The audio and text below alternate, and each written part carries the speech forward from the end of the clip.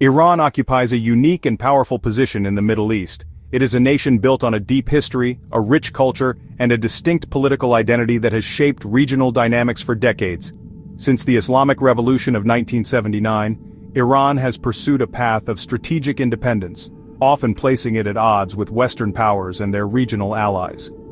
Its influence is not just a matter of geography, though its location at the crossroads of Central Asia, the Middle East and the Indian Ocean is certainly critical. Rather, Iran's importance stems from its determined pursuit of regional hegemony, its development of a formidable military, and its cultivation of a network of allies and proxy forces that extend its reach far beyond its own borders.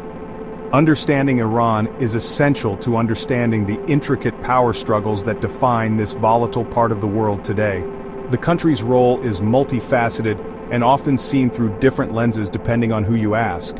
For some, Iran is a stabilizing force, a counterweight to American and Israeli influence that offers support to allied governments and movements. For others, particularly its rivals, it is a destabilizing actor, one that exports its revolutionary ideology, fuels sectarian conflicts, and seeks to upend the existing order through subversion and force. This dual perception is at the heart of the region's most persistent tensions.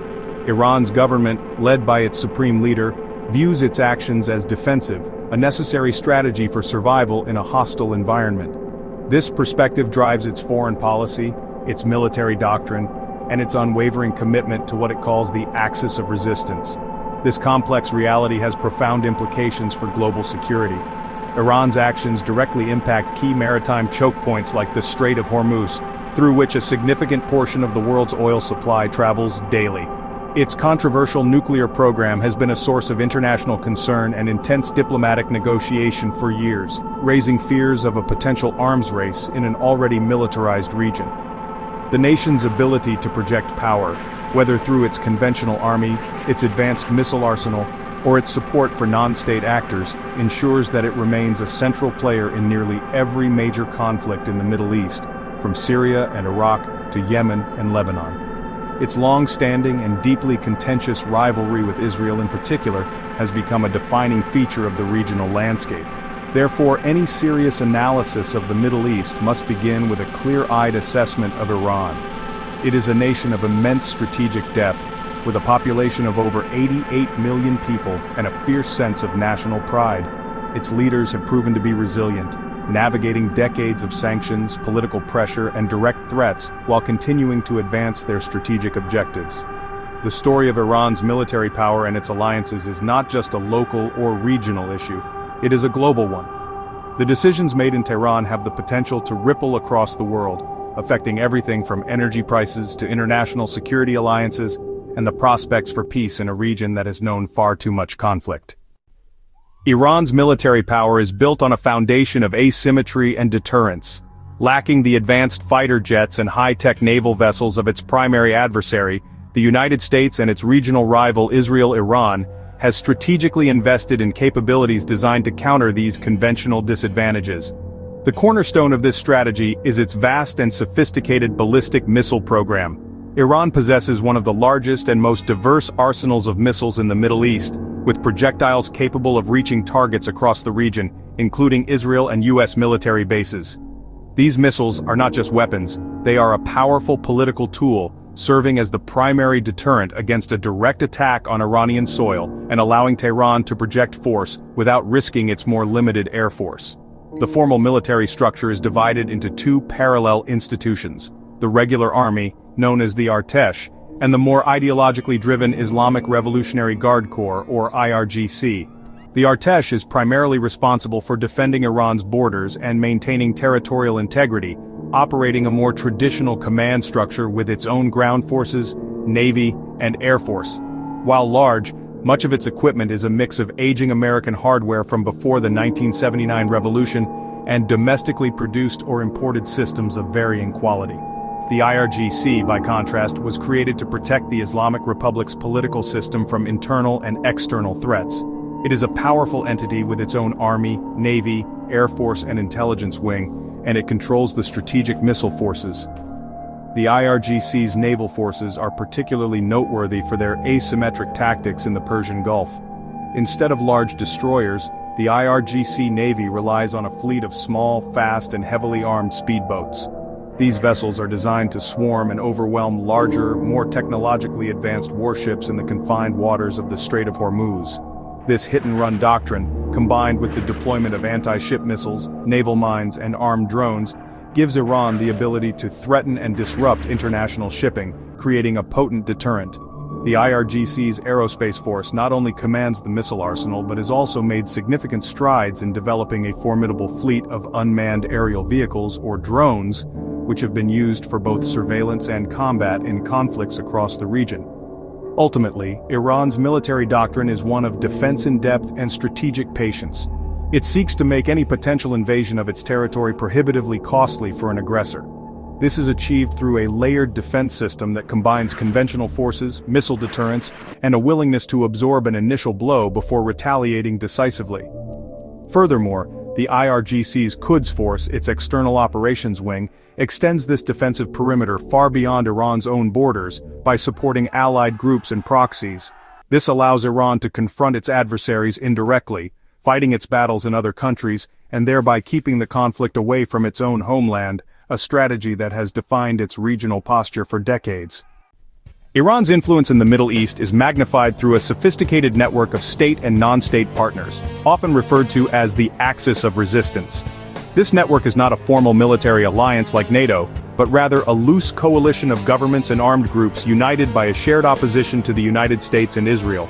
At the center of this strategy is the IRGC's Quds Force, an elite unit tasked with training, funding, and advising these foreign partners.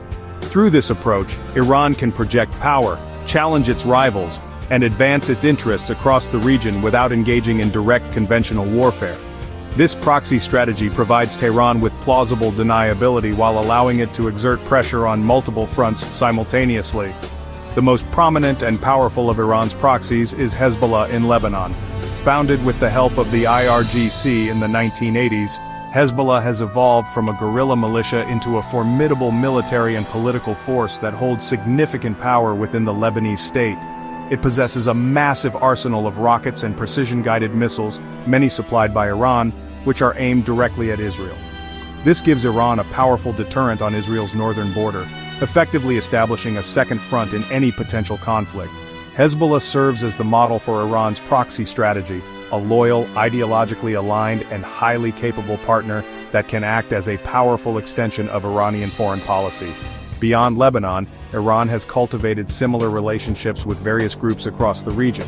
In Iraq, it supports a number of powerful Shia militias, known collectively as the Popular Mobilization Forces, which were instrumental in the fight against ISIS, but now wield significant political and military influence within the Iraqi state. In Yemen, Iran provides support to the Houthi movement, which controls the capital and a large portion of the country. The Houthis have used Iranian-supplied missiles and drones to target both Saudi Arabia and more recently commercial shipping in the Red Sea, demonstrating Iran's ability to disrupt key global trade routes through its partners. These groups allow Iran to bog down its regional rivals like Saudi Arabia in costly and protracted conflicts. Iran's state-level alliances are equally important, though they are more pragmatic than ideological.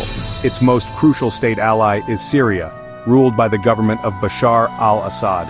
During the Syrian civil war, Iran, alongside Russia, provided critical military and economic support that ensured the survival of the Assad regime. For Iran, maintaining its alliance with Syria is vital as it provides a land bridge to its proxy, Hezbollah, in Lebanon, allowing for the transfer of weapons and personnel. This Shia crescent of influence, stretching from Tehran through Baghdad and Damascus to Beirut, is a cornerstone of Iran's regional grand strategy, solidifying its presence at the heart of the Arab world. The conflict between Iran and Israel is one of the most enduring and dangerous rivalries in the modern Middle East. For decades, it has been waged not on an open battlefield, but in the shadows, through assassinations, sabotage, cyber attacks, and proxy warfare. This so-called shadow war began in earnest after Iran's 1979 revolution, when the new Islamic Republic adopted a fiercely anti-Israel ideology, viewing it as an illegitimate Zionist entity and an outpost of American imperialism in the region. Israel in turn came to see Iran and its nuclear ambitions as the single greatest existential threat to its security, setting the stage for a long and bitter struggle for regional supremacy. A key front in this covert war has been Iran's nuclear program.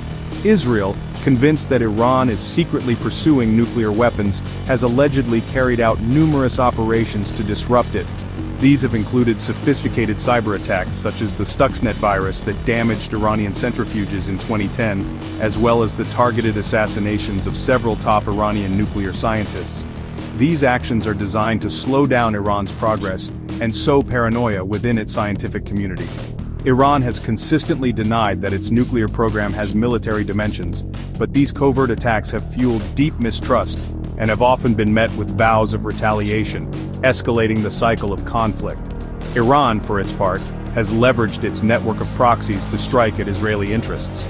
Through its support for Hezbollah in Lebanon and Palestinian Islamic Jihad in Gaza, Iran has been able to sponsor attacks on Israel's borders. The transfer of increasingly sophisticated rockets, drones, and anti-tank missiles to these groups has posed a persistent and evolving threat to Israeli cities and military forces. Furthermore, Iran has been accused of orchestrating attacks on Israeli and Jewish targets around the world, from bombings in Argentina in the 1990s to more recent plots in Europe and Asia. This global reach demonstrates Iran's commitment to fighting its war against Israel on multiple fronts, far from its own shores. In recent years, the shadow war has intensified and expanded to the maritime domain and cyberspace. A series of mysterious explosions have struck ships, linked to both Iran and Israel in the waters of the Persian Gulf and the Mediterranean Sea, in a tit-for-tat campaign of naval sabotage. Both nations have also built up formidable cyber warfare capabilities, engaging in constant digital espionage and attacks on each other's critical infrastructure, including water systems, transportation networks, and government websites. This relentless low-level conflict keeps both nations on a permanent war footing, with each covert action carrying the risk of a miscalculation that could trigger a much larger, direct confrontation. The long-simmering shadow war between Iran and Israel has recently entered a more dangerous and unpredictable phase, marked by direct state-on-state military confrontations. The tit-for-tat strikes in the spring of 2024, which saw Iran launch an unprecedented barrage of hundreds of missiles and drones directly at Israel for the first time, and Israel's subsequent retaliatory strike shattered the unwritten rules of engagement. This escalation demonstrated that the conflict is no longer confined to the shadows or fought solely through proxies. The willingness of both sides to attack each other's sovereign territory directly has raised the stakes dramatically, pushing the region closer to the brink of a full-scale war than at any point in recent memory. The potential for a wider conflict carries catastrophic risks for the entire Middle East and indeed the global economy. A direct war between Iran and Israel would likely draw in other regional and global powers. The United States, Israel's staunchest ally, would face immense pressure to intervene, while Iran's proxy network, particularly Hezbollah, would almost certainly open a major second front from Lebanon. Such a conflict would devastate the economies of the involved nations, trigger a massive spike in global oil prices by disrupting shipping in the Persian Gulf, and cause immense human suffering. The destructive power of the arsenals held by both sides means that a full-scale war is a scenario that all responsible actors are desperate to avoid. Given these dire stakes, the importance of diplomacy and de-escalation cannot be overstated. International and regional powers, including the United States, European nations, China, and Russia, have a critical role to play in mediating tensions and re-establishing channels of communication. Reviving some form of a nuclear agreement to place verifiable limits on Iran's nuclear program in exchange for sanctions relief could help reduce a major source of friction. At the same time, creating back channels for dialogue between Iran and its regional rivals, including Israel, however difficult, is essential for managing crises and preventing miscalculations from spiraling out of control. These diplomatic efforts are vital to pull the region back from the precipice. Ultimately, the future of the Iran-Israel conflict will depend on the strategic choices made in Tehran, Tel Aviv, and Washington. The path of continued escalation leads toward a devastating war that would have no true victor. The alternative path, one of diplomacy, requires difficult compromises, a willingness to address core security concerns, and a shared commitment to regional stability. While deep-seated animosity and decades of mistrust make peace seem like a distant prospect, the urgent need to prevent a catastrophic regional war makes the pursuit of dialogue more important than ever. The international community must work tirelessly to support efforts that favor de-escalation and create an off-ramp from the current cycle of violence.